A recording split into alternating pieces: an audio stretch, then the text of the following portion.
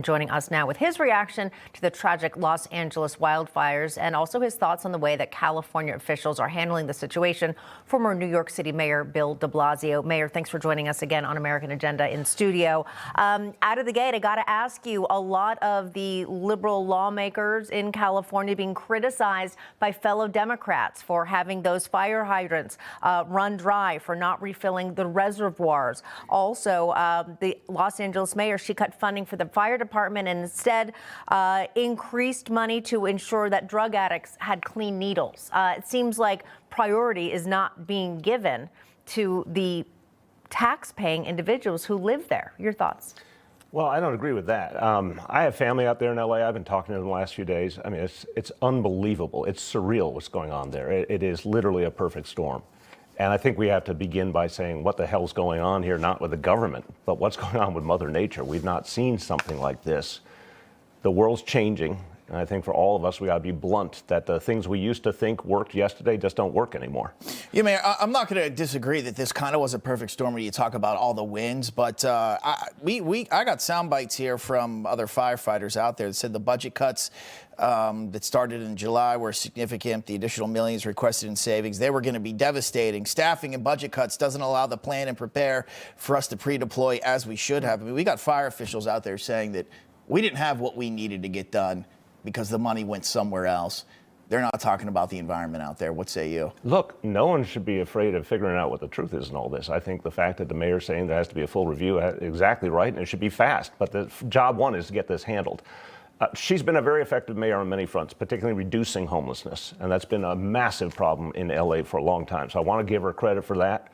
And she's communicated during this crisis and obviously has had some very effective people doing the work. Her first responders and the leadership of the public safety agencies have been really effective against extraordinary odds. So I want to put it in perspective.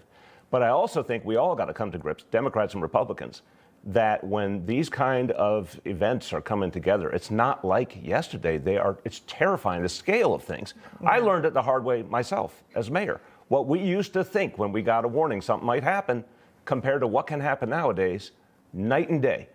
And it's even beyond the reach of government to address a problem of this magnitude. So I think we got to get ready for something different here. But it does seem also as the world evolves and as things evolve that our lawmakers do need to be prepared for the next iteration of that. And again, what we're hearing and what Bob pointed out is that these lawmakers were not prepared for that, and we're still focusing on homelessness. And in doing so, they are now have many more people who are homeless, but who are working tax-paying citizens on their hand. And I just want to point out another thing here.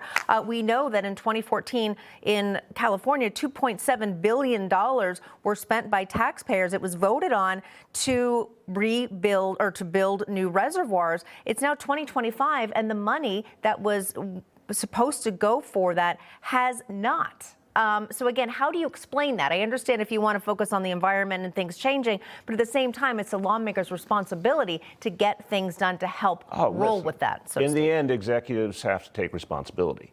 And I'll tell you, I had to fight when Michael Bloomberg wanted to close firehouses in New York City. I fought against that, and I was happy to protect our firehouses. So I certainly understand how important it is to protect fire service. But I'm not an expert on the LA budget. I can tell you this much. If you ask most Angelitos a few months ago what's the biggest thing on their mind, they would have said homelessness. That was a crisis out of control. And again, I give the mayor credit for making some progress on that. So I hear the way you're comparing one particular budget item to another. I would go back to first principles here.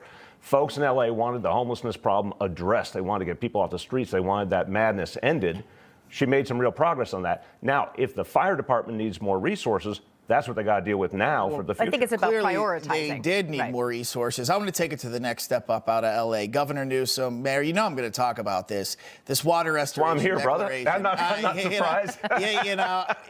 Trump had been talking about this for months and months leading up to that because of the environmental restrictions, they wanted to protect this fish, they didn't want to rake through the forests, that they weren't prepared to combat these kind of wildfires. He even said that in Hungary, they have the same kind of forests. They don't have these kind of fires. So he turns out to be right on a lot of stuff. I don't think we can compare Hungary to California. Look, California's had a wildfire problem for decades. But what's happened lately is beyond anything we've ever seen before. Now, what I understand is all the reservoirs were full ahead of this. So I think Newsom versus Trump is not the issue here.